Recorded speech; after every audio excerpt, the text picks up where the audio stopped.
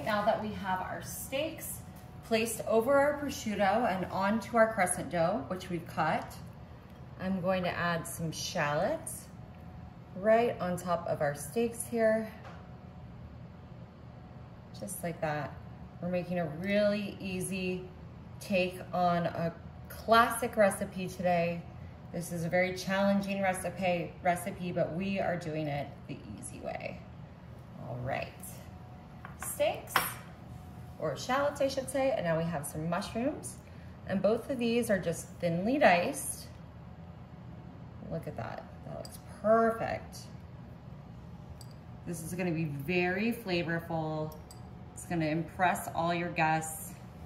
It can be a romantic meal with Valentine's Day coming up. Now I've got some fresh sprigs of thyme here. Ooh. I'm just gonna kind of get this off of the stem and onto our mushroom and our shallots. I'm gonna need a little bit more than that. This is a little bit tricky, but it makes a big difference to have fresh. This smells incredible right now. There we go. Just a little bit more on that one. Perfect. Okay. Now I'm just going to use a little bit of salt. This is pink Himalayan salt, but you can use any kind you want. And a little bit of fresh ground pepper.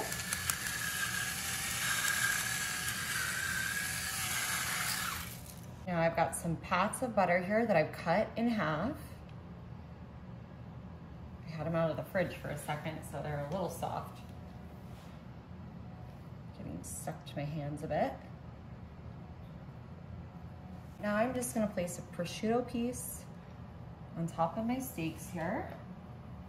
On top of our steaks and everything else, actually, I should say. Just like that.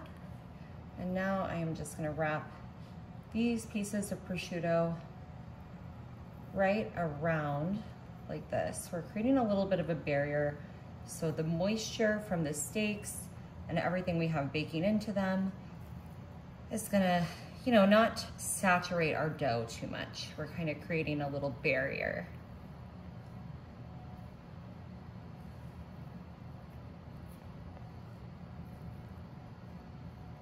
Just like that. So easy. Okay, and now we are gonna start with our braid. And I'm just gonna loop these pieces over one at a time. Don't worry too much about tucking them in. Now you might have guessed what this is we're making. It's a pretty famous recipe, but like I said, this is a very easy, simple way to do it. Gordon Ramsay would not want you to know about this way because it simplifies the whole process so much. But that's okay. Don't tell Gordon that I taught you this.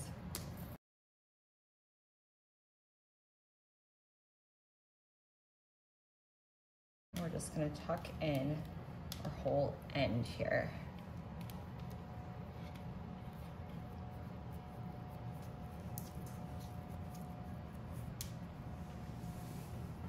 Okay, I'm just gonna brush this with some melted butter so this browns up really nicely.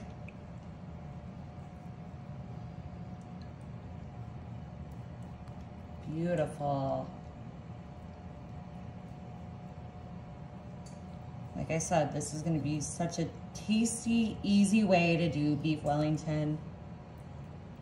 I think at the end, we're gonna change Gordon's mind about the best way to do our beef Wellington. I'm just gonna put a touch of Italian seasoning on top and a dash of sea salt. All right, I've got my oven set to 350 and I'm gonna put this in the oven for about 40 minutes. All right, we ended up baking it for 30 minutes. Look at our beautiful beef Wellington. Listen to that flaky crust. We made this with our crescent roll. We had those small cuts of steak, prosciutto, shallots, mushrooms and a little bit of thyme, salt and pepper. Are you telling me careful because you think it's hot, honey? Nope.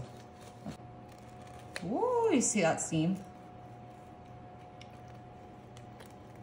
Beautiful.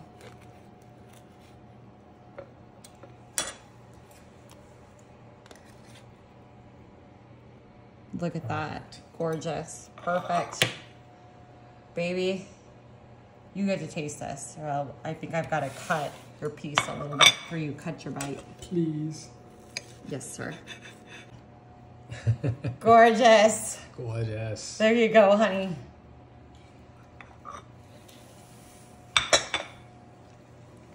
Mmm. Yeah? What do you think? It's hot, but it's very good. Okay. Our easy beef Wellington, everybody. Gordon Ramsay, eat your heart out.